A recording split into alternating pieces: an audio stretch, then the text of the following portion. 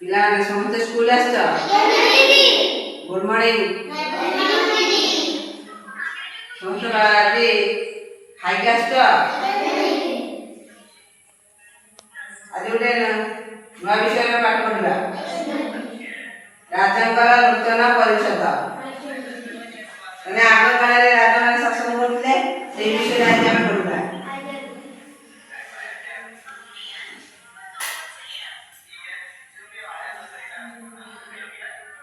ମାନେ ଏବେ ଶାସନ ଥିଲା ଅଲଗା, ଆଗରୁ ଥିଲା ଶାସନ ଅଲଗା। ଆଗେ ରାଜାମାନେ ଶାସନ କରୁଥିଲେ, ଏବେ ମନ୍ତ୍ରୀମାନେ ଶାସନ କରୁଛନ୍ତି। ଏବେ ଗଣତନ୍ତ୍ର ଶାସନରେ ଆମେ ଶାସିତ ହେଉଛନ୍ତି, ନୁହେଁ କି? ମାନେ ଗୋଟିଏ ଦେଶରେ ଜଣେ ରାଜା ଥିଲେ, ପ୍ରତି ଗୋଟିଏ ଗୋଟିଏ ନୂତନ ପୋଷାକ ପିନ୍ଧିବା ଥିଲା ତାଙ୍କର ପ୍ରଧାନ ସଉକ। ମାନେ ରାଜା ଯେତେବେଳେ ସେ ନୂତନ ପୋଷାକ ପିନ୍ଧିବାକୁ ତାଙ୍କର ବର୍ଣ୍ଣନା ନାହିଁ।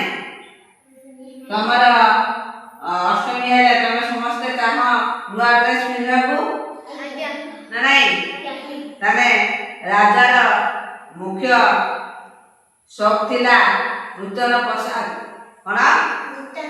ତାହେଲେ ଗୋଟିଏ ଗୋଟିଏ ନୂତନ ପୋଷାକ ପିନ୍ଧିବାର ତାଙ୍କର ପ୍ରଧାନ ସଉକ ଥିଲା। ସେ ଯେ ଭଲ ଶାସନ କରୁଛନ୍ତି ଅଥବା ଭଲରେ ପ୍ରଜା ପାଳନ ବି କରନ୍ତି। ସେ ଭଲ ନୀତି ନିୟମ ବି ପାଳନ କରନ୍ତି, ପ୍ରଜାମାନଙ୍କର ବି ଭଲ ଯତ୍ନ ବି ନିଅନ୍ତି। ପ୍ରଜାମାନଙ୍କୁ ବି ଅତ୍ୟାଚାର ଅନାଚାର କରନ୍ତି ନାହିଁ, ପ୍ରଜାମାନଙ୍କର ବି ଭଲ ଶାସନ କରନ୍ତି। ଏମାନେ ଭଲ ଶାସନ କରନ୍ତି, ବୁଝିପାରିଲ? ସେ ଦେଶର ଭଲ ଶାସନ କରନ୍ତି। ଏକଥା କେହି ନ କହି ବରଂ କହନ୍ତି ରାଜା ଆଜି ଭଲ ପୋଷାକ ପିନ୍ଧିଛନ୍ତି। କିନ୍ତୁ ଏକଥା କେହି କହନ୍ତି ରାଜା ଭଲ ଶାସନ କରୁଛନ୍ତି କହନ୍ତି, କିନ୍ତୁ ରାଜା ଆଜି ଭଲ ପୋଷାକ ପିନ୍ଧିଛନ୍ତି ବୋଲିକି ସମସ୍ତଙ୍କ ମନରେ, ସମସ୍ତଙ୍କ କଥାରେ ବାହାରି ପଡ଼େ, ସମସ୍ତଙ୍କ ମନରେ ଆସେ।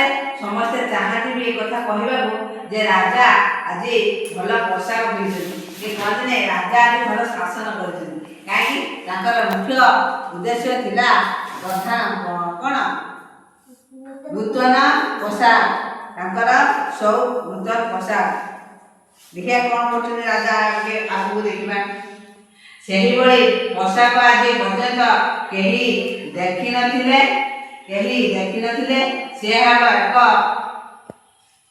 ସେଭଳି ପୋଷାକ ଆଜି ପର୍ଯ୍ୟନ୍ତ କେହି ଦେଖିନଥିବେ। ସେ ହେବ ଏକ ଅଦ୍ଭୁତ ପୋଷାକ। ତାର ଏକ ବିଚିତ୍ର ଗୁଣ ହେଉଛି ଏହି ଯେ ଯେଉଁ ଲୋକ ବୁଦ୍ଧିହୀନ, ସେ ନିଜ ଆସନରେ ଅଯୋଗ୍ୟ, ତାହା ଚକ୍ଷୁକୁ ସେ ବସ୍ତ୍ର ଆଦୌ ଦେଖାଯିବ ନାହିଁ।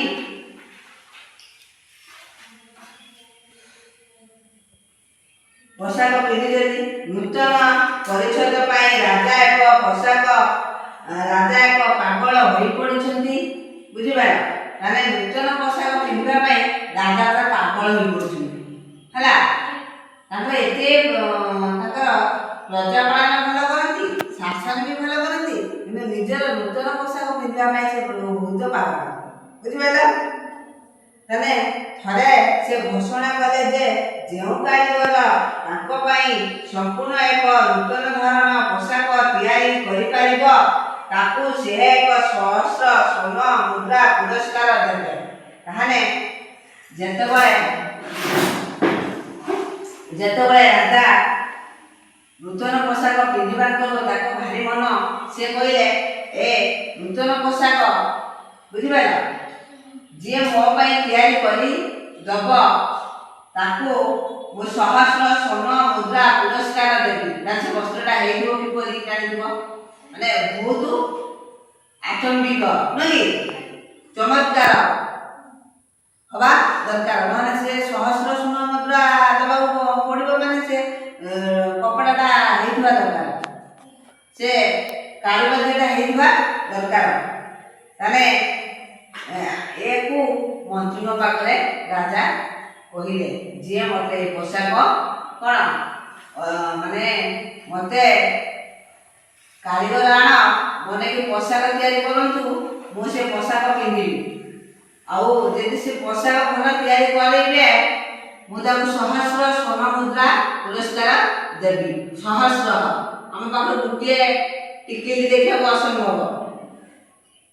ତାହେଲେ ଏ ସମ୍ବାଦ ଶୁଣି ଦୁଇ ଜଣ ଶଠ ଅର୍ଥ ଲୋଭରେ ରାଜାଙ୍କ ସମ୍ମୁଖରେ ଯାଇ ଉପସ୍ଥିତ ହୋଇ କହିଲେ, ମହାରାଜ, ଆମ୍ଭେ ସମ୍ପୂର୍ଣ୍ଣ ଏକ ନୂତନ ଧରଣର ପୋଷାକ ଆପଣଙ୍କ ନିମନ୍ତେ ପ୍ରସ୍ତୁତ କରିଦେବୁ।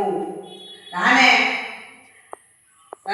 ଏ କଥା ଦୁଇ ଜଣ ଶୁଣିଲେ, ସହସ୍ର ସ୍ୱର୍ଣ୍ଣ ମୁଦ୍ରା ଆମେ ପାଇବୁ, ରାଜା ଆମକୁ ଦେବେ, ଆମେ ଇଏ ଚାନ୍ସ ବା ଇଏ ସମୟକୁ ଆମେ ଛାଡ଼ିଦେବା କାହିଁକି? ସହସ୍ର ମୁଦ୍ରା ସ୍ୱର୍ଣ୍ଣ ମୁଦ୍ରା ପାଇବେ, ସେ ଧନୀ ହେଇଯିବେ ନା। ସେ ଦି ଜଣ ଥିଲେ କ'ଣ? ଠକ। ଯୋଉ କାରିଗର ଦି ଜଣ ଆସିକି ରାଜାଙ୍କ ପାଖରେ କହିଲେ, ହେ ରାଜା, ଆମେ ତମ ପୋଷାକ ତିଆରି କରିଦେବୁ। ସେ ଦି ଜଣ କିଏ ଥିଲେ? ରାଜା କ'ଣ କହିଲେ ଆସିକି? ପୋଷାକ ତିଆରି କରିଦେବୁ। ତାହେଲେ ସେହିଭଳି ପୋଷାକ ଆଜି ପର୍ଯ୍ୟନ୍ତ କେହି ଦେଖିନଥିବେ। ସେ ହେବ ଏକ ଅଦ୍ଭୁତ ପୋଷାକ। ତାର ଏକ ବିଚିତ୍ର ଗୁଣ ହେଉଛି ଏହି ଯେ ଯେଉଁ ଲୋକ ବୁଦ୍ଧିହୀନ, ସେ ନିଜ ଆସନରେ ଅଯୋଗ୍ୟ, ତାହାର ଚକ୍ଷୁ ବସ୍ତ୍ର ଆଦୌ ହିଁ ଦେଖାଯିବ ନାହିଁ।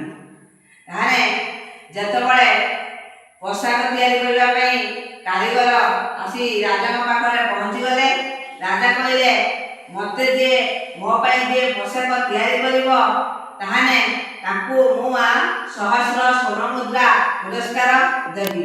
ତାହେଲେ ରାଜା ନିଜ କାର୍ଯ୍ୟରେ କ'ଣ? ରାଜା ପାଳନ ଭଲ କରନ୍ତି, ପ୍ରଜା ପାଳନ ବି ଭଲ କରନ୍ତି, ରାଜ ଶାସନ ବି ଭଲ କରନ୍ତି। ନୂତନ ପୋଷାକ ପିନ୍ଧିବାର ତାଙ୍କର ଗୋଟେ ସଉକ ଥିଲା। ଠିକ ନା ଭୁଲ? ଏତିକି ପଢିଲ। ତାହେଲେ ଦେଖିବା ରାଜାଙ୍କ ପାଇଁ ବସ୍ତ୍ର ତିଆରି କରୁଛନ୍ତି କିଭଳି। ନେକ୍ସଟ ପିରିୟଡରେ ପଢିବା। ବୁଝିପାରିଲ? ଆଜି ପାଇଁ ଏତିକି ଥାଉ।